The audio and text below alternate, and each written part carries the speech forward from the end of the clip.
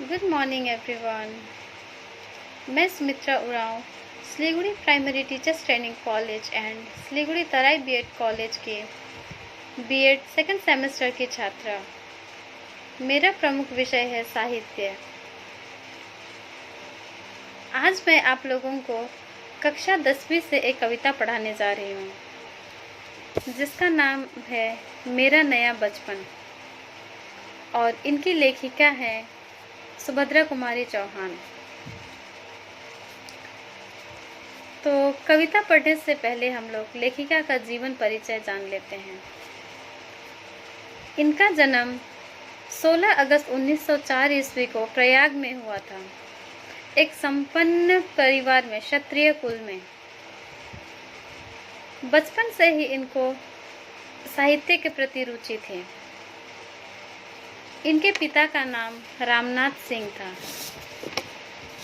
इनका अध्ययन प्रयाग में ही हुआ और बाद में जाके इनका विवाह खंडवा निवासी लक्ष्मण सिंह चौहान जी के साथ हुआ, जो कि एक पेशे से एक एडवोकेट थे। इतना ही नहीं,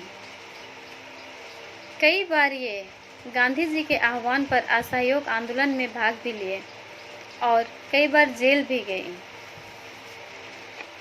ये तो थी कुछ लेखिका का जीवन परिचय। साहित्य मूल्यांकन कुछ इस प्रकार है। सुभद्रा जी का काव्य जन जन तक पहुंचाने वाले भावों से परिपूर्ण है।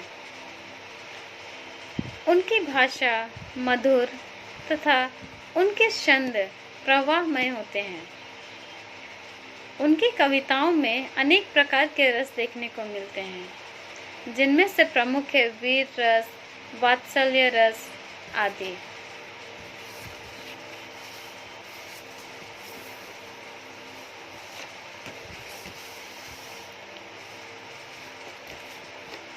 सुभद्रा जी की बहुत सारी रचनाएं हैं, जिनमें से कुछ हैं मुकुल, बिखरे मोती, उन्मादिनी, त्रिहारा आदि।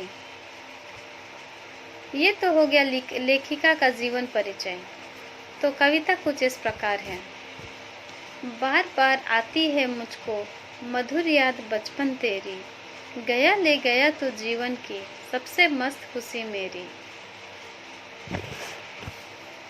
इन पंक्तियों के माध्यम से लेखिका कहना चाहती है कि हम बड़े हो गए और हमारा बचपन बीत गया, और जैसे जैसे हमारा बचपन बीत गया हम बड़े होते गए, अपने साथ जीवन की मस्त खुशियाँ भी ले गया। बचपन में जो छोटी छोटी खुशियाँ होती है, छोटी छोटी चीज़ें होती हैं जो हमें खुशी देती है, वो भी साथ में चली गई। तो इन पंक्तियों के माध्यम से लेखिका यह कहना चाहती है, चिंता रहित खेलना खाना व फिरना निर्भय स्वच्छंद। स्वच्छंद का अर्थ है इच्छा के अनुसार। कैसे भूला जा सकता है बचपन का अतुल्य आनंद। इन पंक्तियों का अर्थ है, बचपन में ना कोई चिंता थी ना कोई डर, इच्छा के अनुसार खेलना खाना, उठना बैठना, खेलना कूदना, इसी प्रकार बहुत सारी चीज़ें होती है जो हम बचपन में करते हैं। तो इतना अतुल्य आनंद जिसकी कोई तुलना ही ना की जा सके, वो हम कैसे भूल सकते हैं। तो इन पंक्तियों के माध्यम से लेखिका यह कहना चाहती है।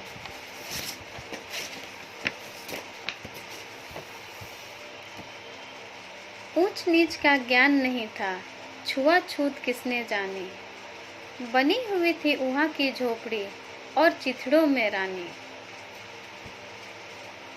इन पंक्तियों के माध्यम से लेखिका दर्शाना चाहती है कि बचपन में हमें ऊंच नीच का ज्ञान नहीं होता है, छुआछूत का ज्ञान नहीं होता है, कौन किस जाति का होता है, धर्म उनका क्या होता है, ये हम बचपन में नहीं जानते। इन सब चीज़ों का बचपन में ज्ञान नहीं होता है। तो इन पंक्तियों के माध्यम से लेखिका कहना चाहती है कि बचपन में हम गरीब रहे या अमीर रहे, इन सब चीज़ों से कोई फ़र्क नहीं पड़ता है।